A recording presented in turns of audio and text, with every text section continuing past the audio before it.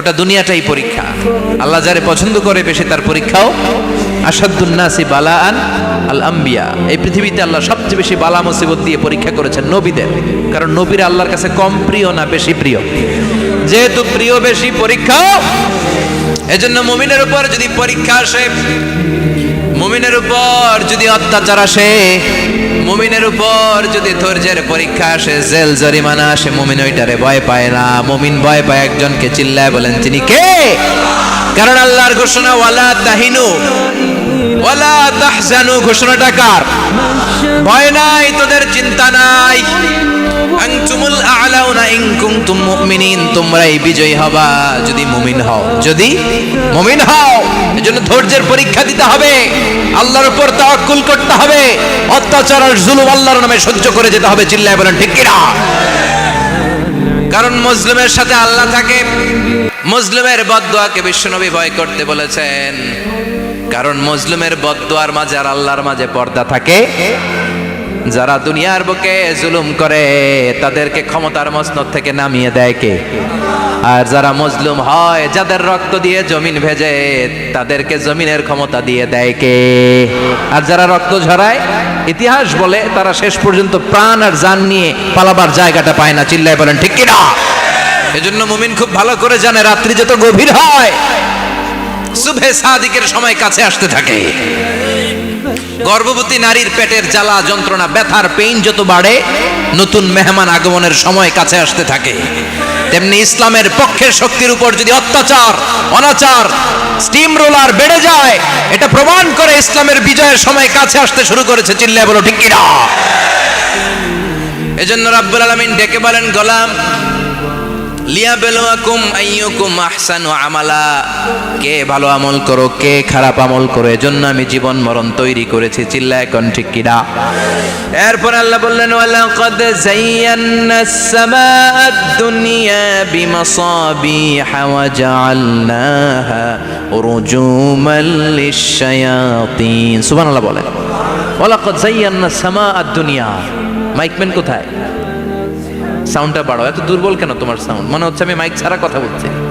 সাউন্ডটাকে strong করো। ওয়ালাকাদ যায়্যানাস সামাআদ দুনিয়া, I have beautified the closer sky with candles, with light and stars. আল্লাহ বললেন, আমি দুনিয়ার আকাশকে তারা দিয়ে সুশোভিত করেছি। আকাশে তারা আছে না নাই? এগুলো এমনি এমনি হয়েছে না? তৈরি করছে কে? বিশ্বাস হয়? কোনো সন্দেহ আছে? এখন তো লাইটিং ফাইটিং এর যুগে তারার যে কি সৌন্দর্য আমরা বুঝি না। আমরা যখন ছোটবেলা গ্রামে যেতাম, রাতের বেলা তারার মেলা, কি সুন্দর, একটার চেয়ে একটা সুন্দর। শুকতারা, ধ্রুব তারা, সপ্তর্ষি মণ্ডল, 7টা তারার একটা চেইন আছে, চিনেন এগুলো? কি সুন্দর তারা! এগুলো তৈরি করে রেখেছে কে?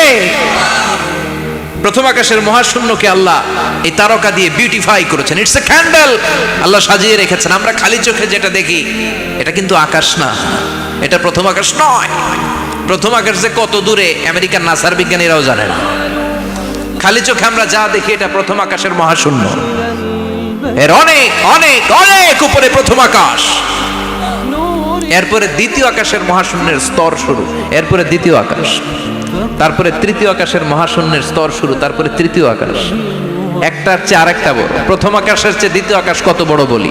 আপনার হাতের আংটিটা যদি সাহারা মরুভূমিতে আপনি ছুঁড়ে ফেলে দেন, পুরো মরুভূমির তুলনায় আংটি যত ছোট, আল্লাহর দ্বিতীয় আসমানের তুলনায় আল্লাহর প্রথম আসমানটা ঠিক তত ছোট। একটার চেয়ে একটা বড়, একটার চেয়ে একটা বড়। সূর্য দেখে আমরা অবাক হয়ে যাই। 9,30,00,000 মাইল দূরে, এই পৃথিবীর চেয়ে 13 লক্ষ গুণ বড়। এটার সানশাইন, আলো আসতে পৃথিবীতে 8 মিনিট 18 সেকেন্ড লেগে যায়। আমরা মনে করছি সূর্যই বড়। আমরা বসে আছি মাইথার দিয়াতে, তাই না?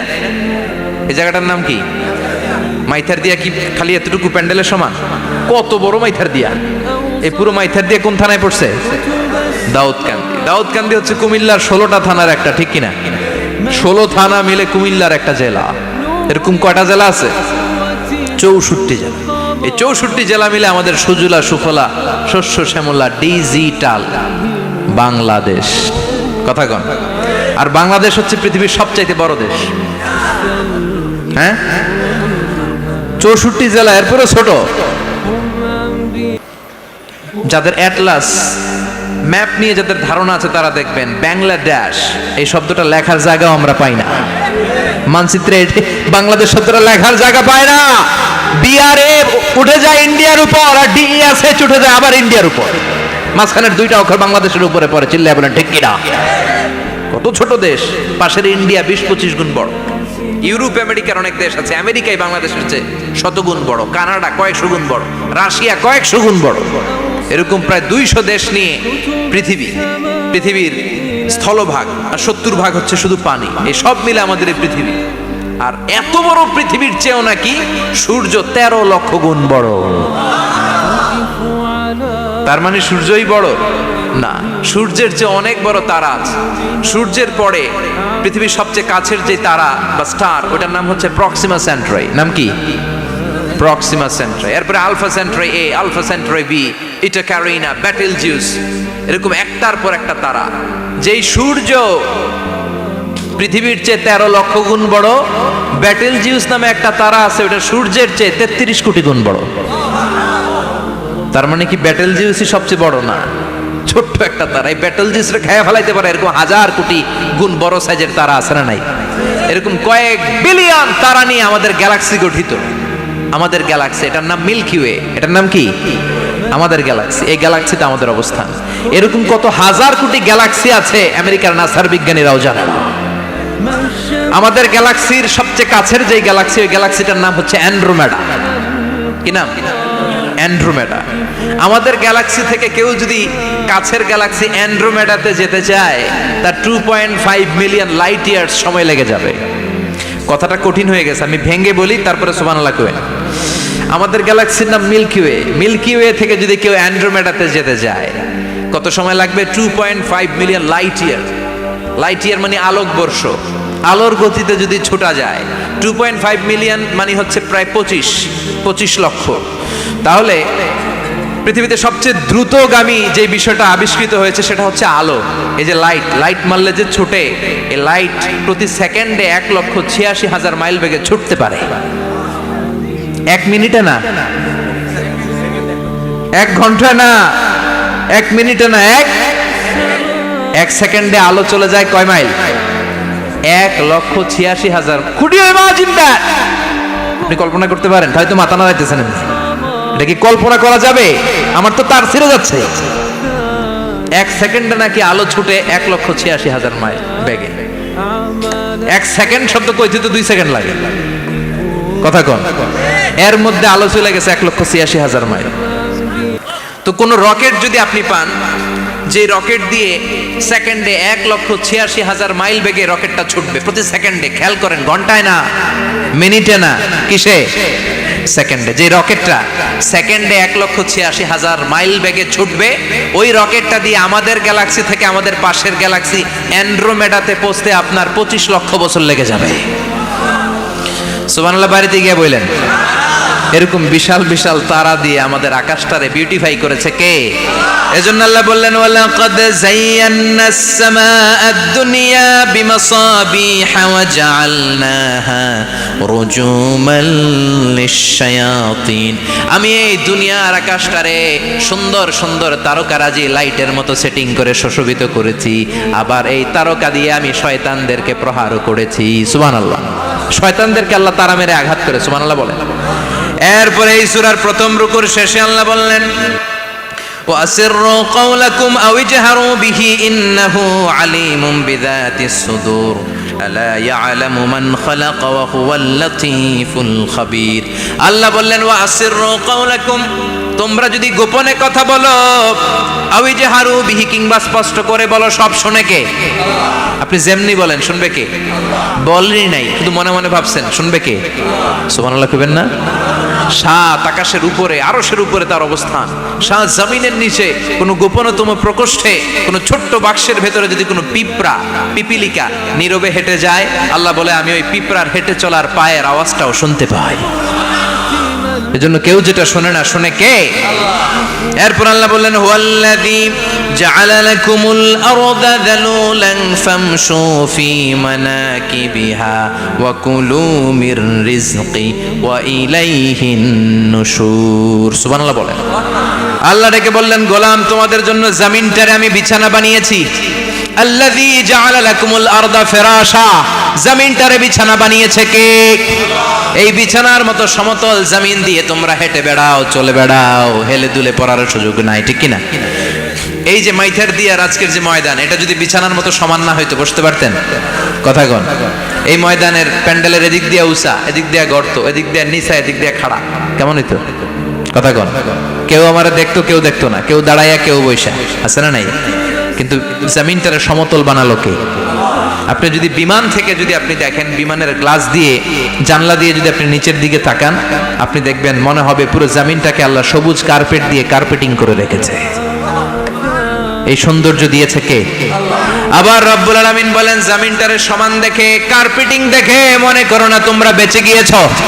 আমার দেয়া বিধান আমার জমিনে যদি কায়েম করতে না পারো, এই কার্পেটিং করা জমিনের ভেতরে আযাব আছে না নাই?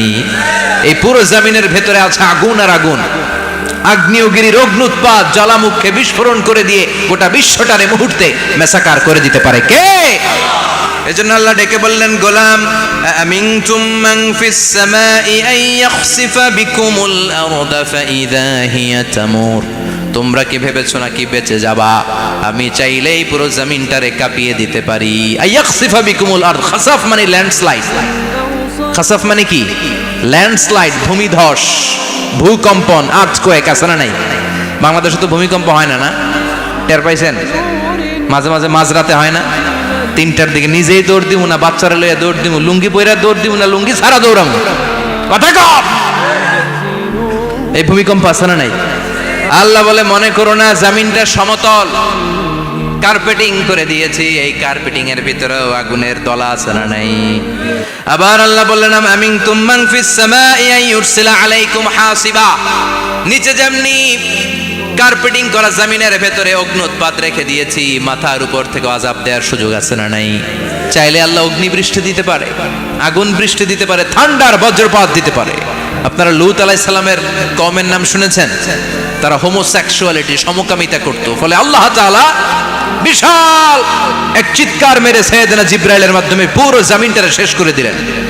ফাজআলনা আলিয়াহা সাফিলাহা ওয়া আমতারনা আলাইহিম হিজারাতাম মিন সিজ্জিল, তাদের অপকর্মের কারণে জর্ডানের ওই এলাকাটাকে আল্লাহ বললেন, জিবরাইল এলাকাটারে হাতে তুলে নে, আকাশের উপরে তুলে পুরো এলাকা সহ মানুষ সহ জমিনের মধ্যে কেড়ে দে।